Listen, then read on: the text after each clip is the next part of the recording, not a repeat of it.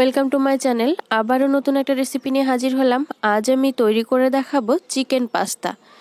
আমরা বাইরে থেকে পাস্তা কিনে না নিয়ে এসে যদি বাড়িতেই চিকেন পাস্তা বানানোর চেষ্টা করি বা যে কোনো পাস্তা বানানোর চেষ্টা করি তাহলে কিন্তু বিকেলটা একদম জমে যায়।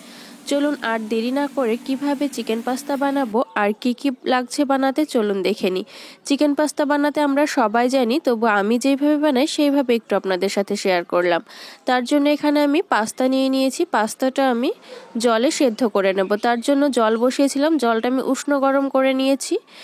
পাস্তাটা যাতে একটার গায়ে একটা লেগে না যায় তার জন্য আমি সামান্য নুন দিলাম আর সামান্য আমি তেল দিলাম। এবার একটু নাড়াচাড়া করে নেব। 2 থেকে 3 মিনিট ফুটলেই আমি পাস্তাটা নামিয়ে নেব। 3 মিনিটের মধ্যে পাস্তাটা আমার সেদ্ধ হয়ে যাবে। পাস্তাটা প্রায় সেদ্ধ হয়ে গেছে। এবার আমি জল ঝরিয়ে নেব।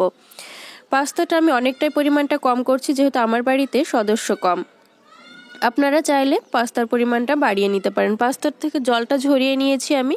এবার রান্না করে নেব। তার জন্য কড়াইয়ে তেল বসিয়ে দিয়েছি। তেলটা হালকা গরম করে নিচ্ছি। তারপরে একটা বড় পেঁয়াজকে কুচিয়ে নিয়েছি। পেঁয়াজটা এবার আমি দিয়ে দেব। পেঁয়াজটা হালকা ব্রাউন করে ভেজে নেব। তারপরে আমি চিকেনকে কিমা করে নিয়েছি।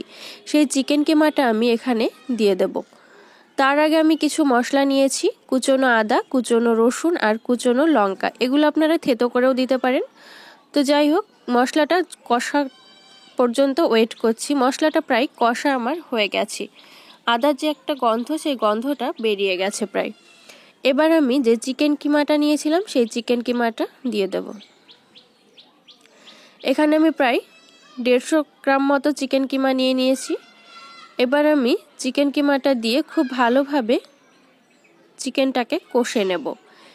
একটু আমি খুন্তির সাহায্যে ভেঙে ভেঙে দিচ্ছি যাতে দলা পাকিয়ে না যায়।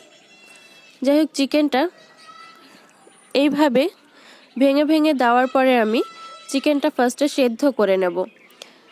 তার আগে আমি কিছু মশলা নিয়েছি, সেগুলো দিয়ে দিলাম জিরে গুঁড়ো 1/2 চা চামচ, ধনে গুঁড়ো দিলাম 1/2 চা চামচ, হলুদ গুঁড়ো দিলাম 1/2 চা চামচ, লঙ্কার গুঁড়ো দিয়েছি 1/2 চা চামচ।